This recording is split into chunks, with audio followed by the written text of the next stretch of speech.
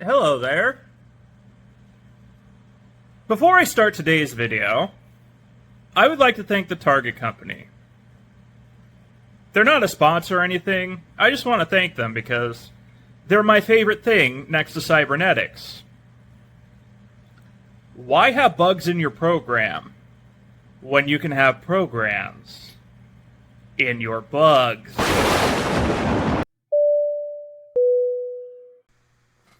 Okay, so for furries, the topic of AI art is a very touchy subject for reasons that should be obvious.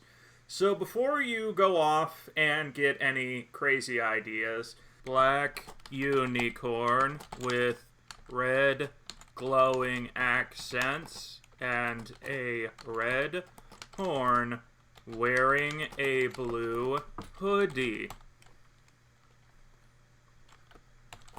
by P-Dull. Okay, so the program I have running right now is MidJourney, and it only seems to run through Discord. So, did it make it already? I have a mention, and I don't know how to go directly to mentions in Discord. I can get to the direct messages, but I don't know about the actual mentions. I don't know how to jump to my own mention. This is how much I know about Discord, and it's just flawless user-friendly interface. So I'm gonna have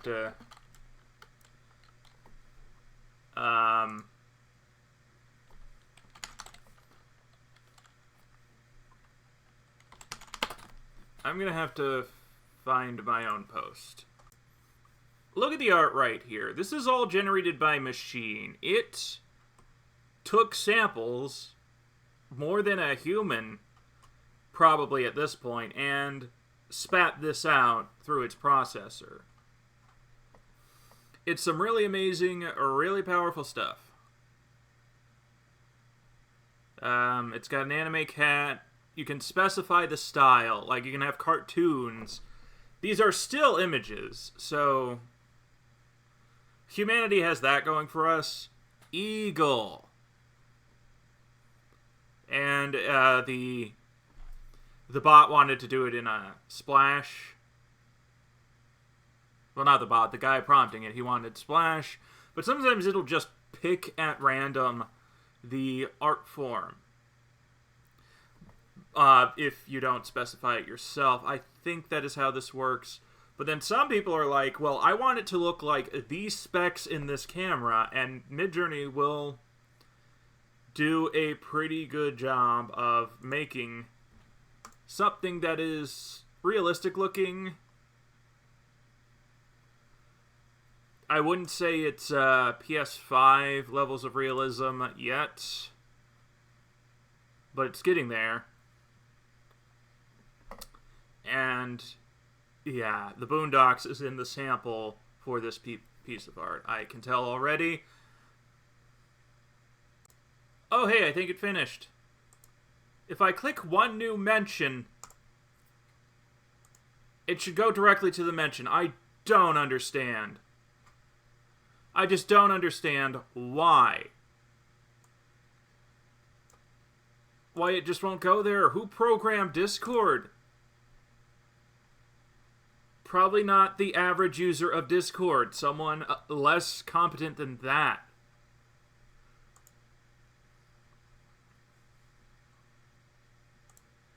I see. Now I know I didn't get my arts. You need to tell it to use its imagination.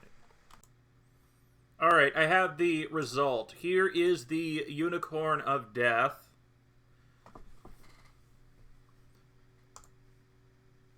Right there, and it got the first one wrong.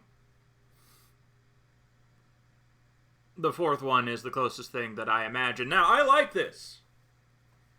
And I say this as a furry because, you know, describing this text like this to a furry artist is just...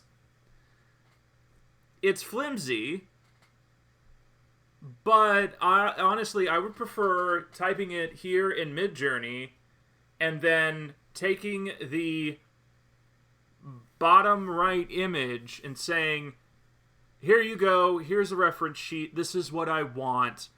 Please do this so that other artists may work and get this. And here it is. This is what you're making a reference sheet out of. Yes, it did come from an AI, but I prompted it. It pulled this together, and this unicorn is my persona now. So I am going to save it. Well, you can jump to it at least. I forgot, is it U or V? U. I think V is variations, so it's going to make variations of that too. One of them is...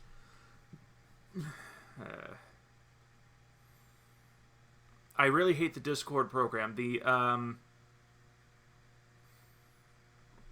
Telegram is...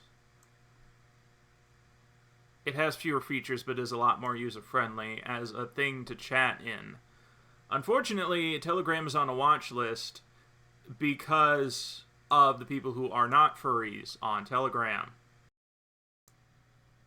Like, a fursuit of that would also be really, well, not with the wrinkles, but really sweet. I did say I wanted a blue hoodie, but this is like North Minneapolis grit personified. I'm gonna say that.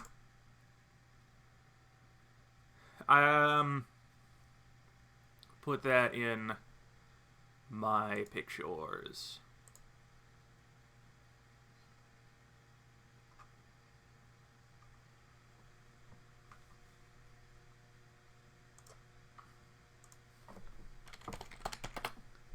Though a unicorn with wrinkles just doesn't really exist yet in fiction at all. Much. So MidJourney...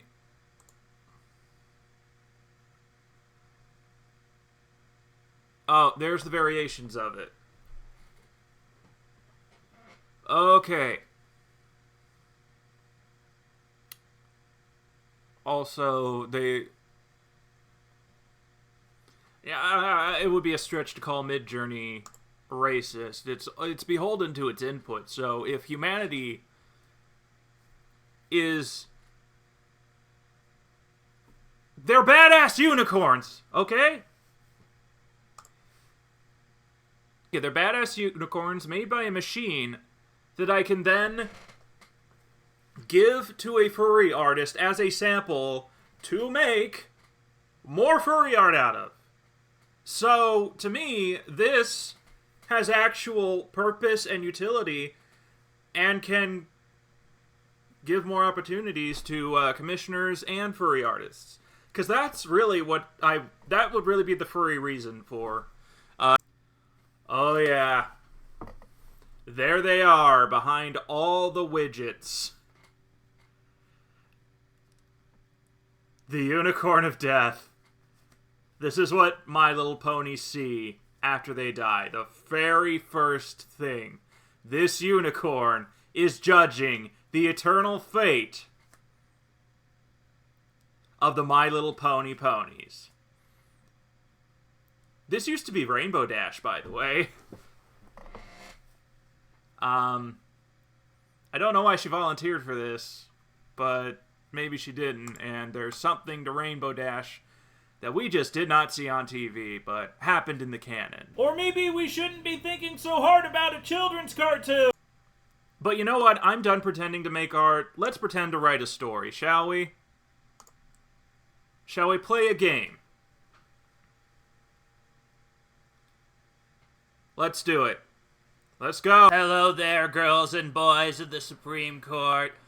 Before you all go and violate your oaths, I would like to introduce myself. My name is Mrs.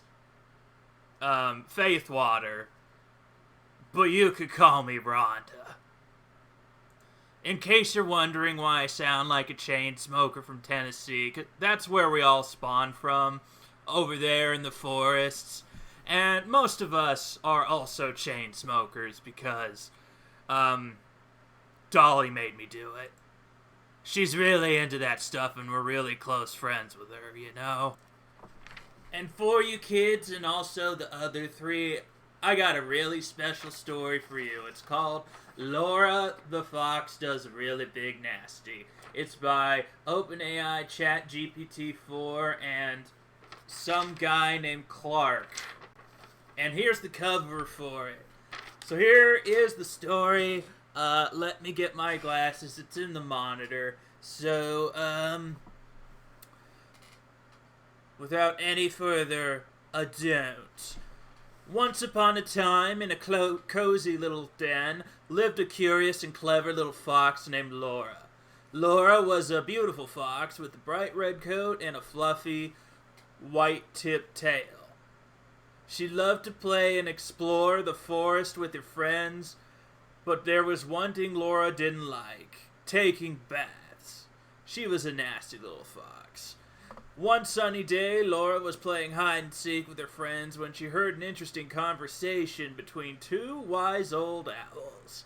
They were talking about wolves and how they groomed themselves by rolling around in the dirt instead of taking baths. Oh, I really hope they were gonna... This was gonna do pot shots at wolves, because, as we all know, on top of that, wolves are just stinky in general. And the AI didn't make the title, by the way. This gave Laura an idea. If I pretend to be a wolf, then I won't have to take baths anymore, she thought excitedly. So Laura hatched a plan to become a wolf. She watched the wolves from a distance, studying their behavior and the way they moved. She even practiced howling like a wolf at night when everyone else was asleep. That's fair use, by the way. Laura found some gray mud near a pond and rolled around in it, covering her beautiful red coat. That's just nasty. She messed up her tail and matted her fur so she looked just like a wolf. The next day, Laura joined her friends looking like a gray, shaggy wolf. Her friends were so surprised. They had never seen a wolf playing with a group of foxes before. "Hi, I'm Laura the wolf," she announced proudly, and her friends couldn't believe their eyes.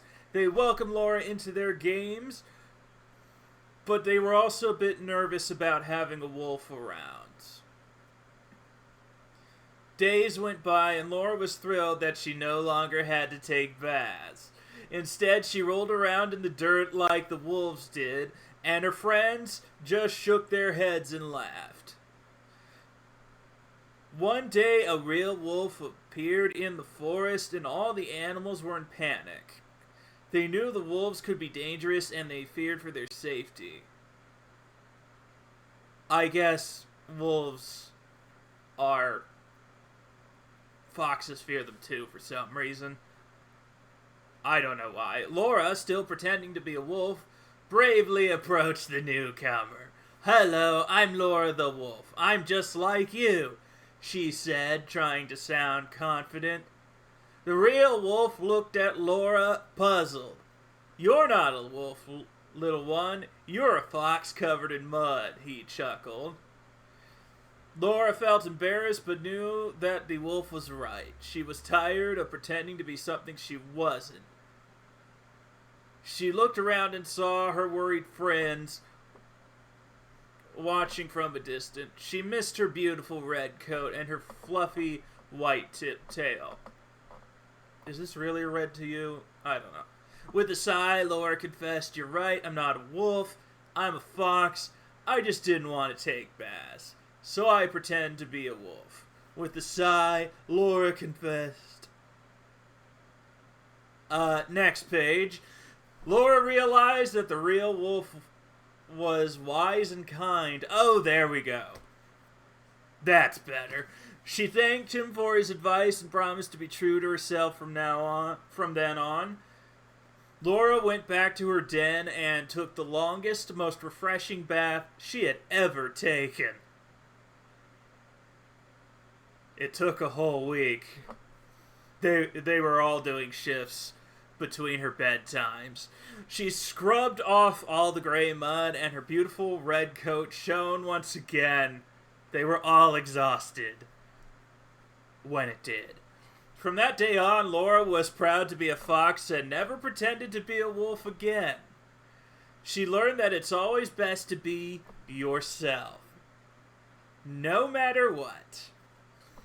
As for baths, well, Laura still didn't like them, but she knew that they were a small price to pay for being her true, foxy self. And that made her the happiest fox in the forest in all of Minnesota. The end.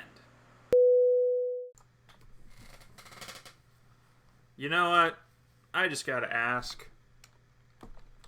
Are there schools in America that are accommodating students who identify as cats with litter boxes? No!